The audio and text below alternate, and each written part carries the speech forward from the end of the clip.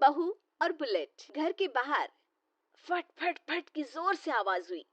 सीमा को लगा कि पटाखे फूट रहे हैं। वो डर के मारे घर से बाहर निकली। देखा तो सामने योगेश यानी कि पतिदेव एक बुलेट बाइक पर बैठे हैं। अरे डर गई क्या? बाइक लेकर आया हूँ तुम्हें घुमाने के लिए। सच में? मुझे लगा पटाखे फूट रहे हैं। अरे पटाखे भी फूटेंगे और मिठाई भी बटेगी। माँ को तो बुलाओ। माँ भी बाहर आ जाती है। अरे योगेश बेटा, इतनी जल्दी आ गया।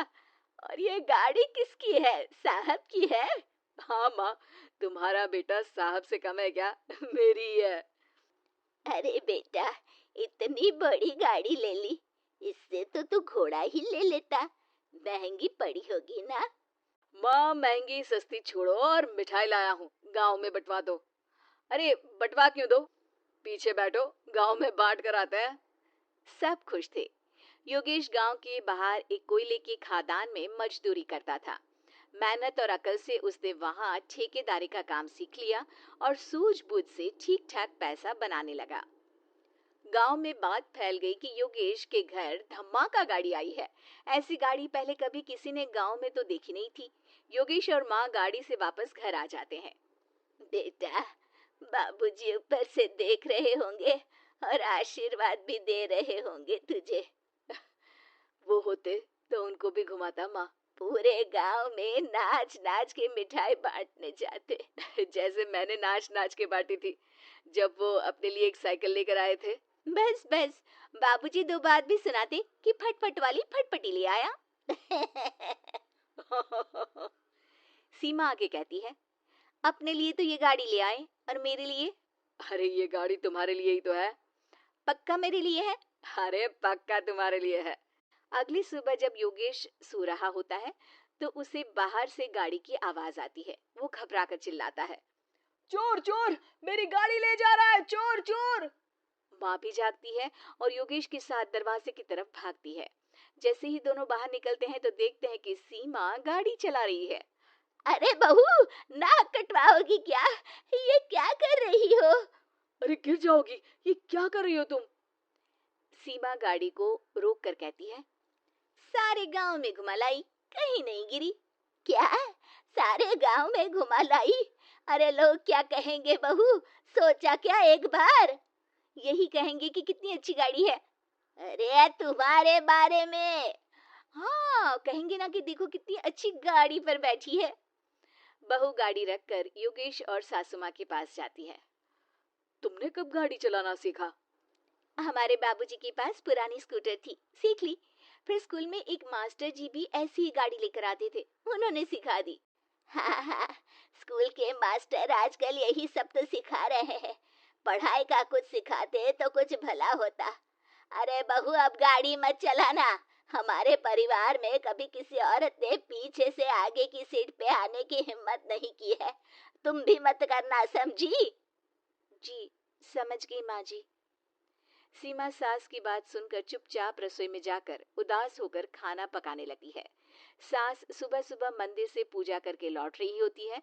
तभी उसे दो औरतें रोक लेती हैं और कहती हैं, अरे बहू को थोड़े अच्छे लक्षण भी सिखा दो। गाड़ी चलाने निकली थी, गांव की मर्यादा का कोई ख्याल नहीं है। वही तो। अरे पैसे आने लगे हैं तो क्या मतलब कि किसी रीति रिवाज को नहीं मानोगे? अरे समाज में रहना है तो समाज के ढंग से ही रहना पड़ता है। अरे लाज भी नहीं आई बहू को?